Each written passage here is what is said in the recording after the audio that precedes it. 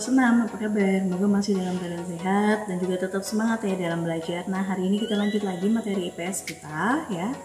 Silakan kalian buka halaman 95. Sekarang kita menggunakan buku 6G ya. Halaman 95 ya.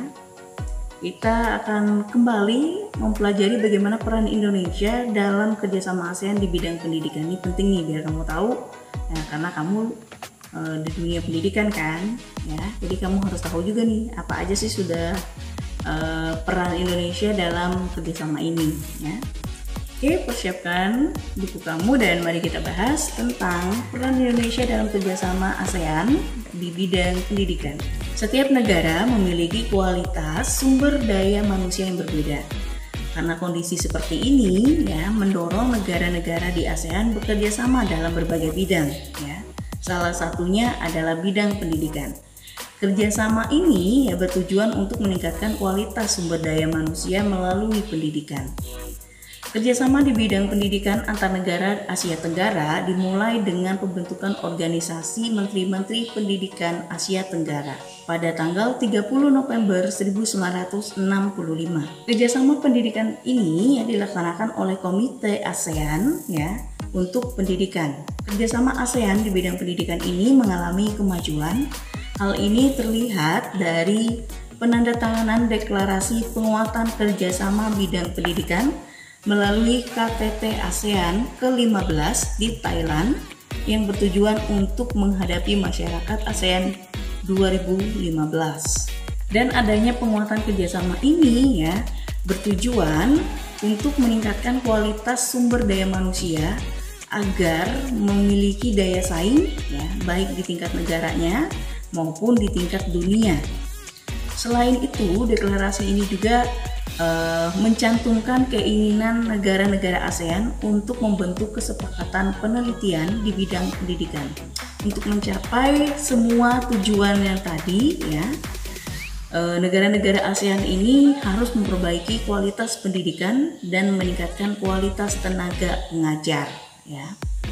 Nah, itu salah satu yang terus digeluti ya, yang terus mendapatkan inovasi dan perubahan ya untuk memperbaiki kualitas pendidikan serta meningkatkan kualitas tenaga pengajar. Artinya pendidikan semakin diperbarui ya untuk benar-benar melihat perkembangan ya untuk meningkatkan kualitas pendidikan tersebut ya. Dan tenaga pengajar pun semakin hari juga semakin selalu dituntut ya untuk memberikan pembelajaran ataupun ilmu ya untuk generasi-generasi berikutnya itu semakin meningkat ya, semakin berkualitas ya.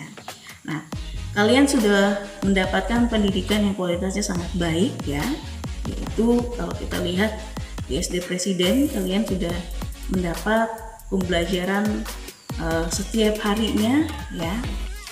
Pembunuhan ini bukan keinginan dari kita sendiri, tapi memang inilah tujuan kita untuk memperbaiki kualitas pendidikan kita. Kalau kita mau nyantai aja ya bisa ya.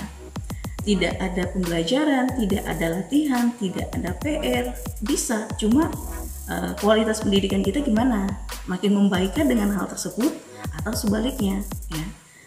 Sebagai salah satu bentuk kita peduli ya untuk meningkatkan kualitas pendidikan ini, dengan seperti inilah kita ya, walaupun masih pandemi, pembelajaran tetap dilakukan ya. Kita tidak bisa bertatap muka, maka kita lakukan dengan video pembelajaran seperti ini hanya untuk meningkatkan kualitas pendidikan dan juga untuk mencerdaskan kamu ya. Sebagai salah satu pendiri ASEAN, Indonesia juga memiliki peran dalam kerjasama di bidang pendidikan. Ada 3 contoh peran Indonesia dalam bidang pendidikan dan juga olahraga. Mari kita lihat untuk peran dari Indonesia ya dalam bidang pendidikan di kerjasama ASEAN.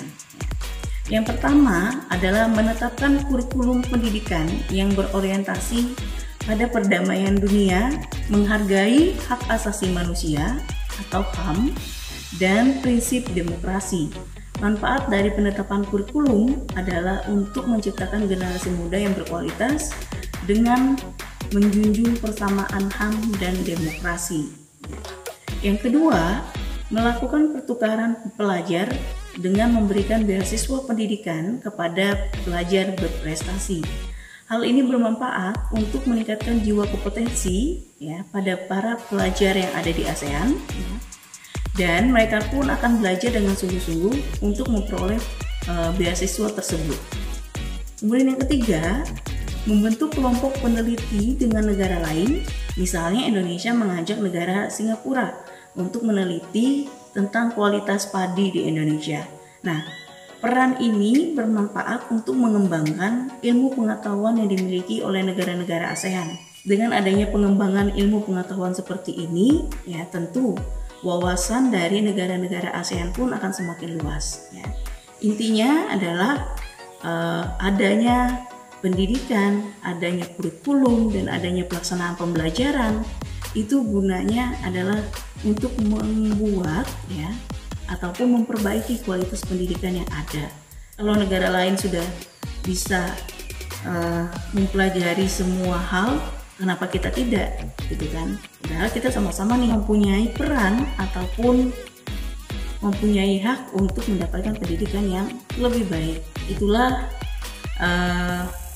beberapa peran yang dilakukan oleh Indonesia ya dalam bidang pendidikan dan juga olahraga, di mana semuanya adalah berkutat untuk memperbaiki dan meningkatkan kualitas dari generasi muda ya yang cerdas dan bisa bermanfaat ya untuk kedepannya.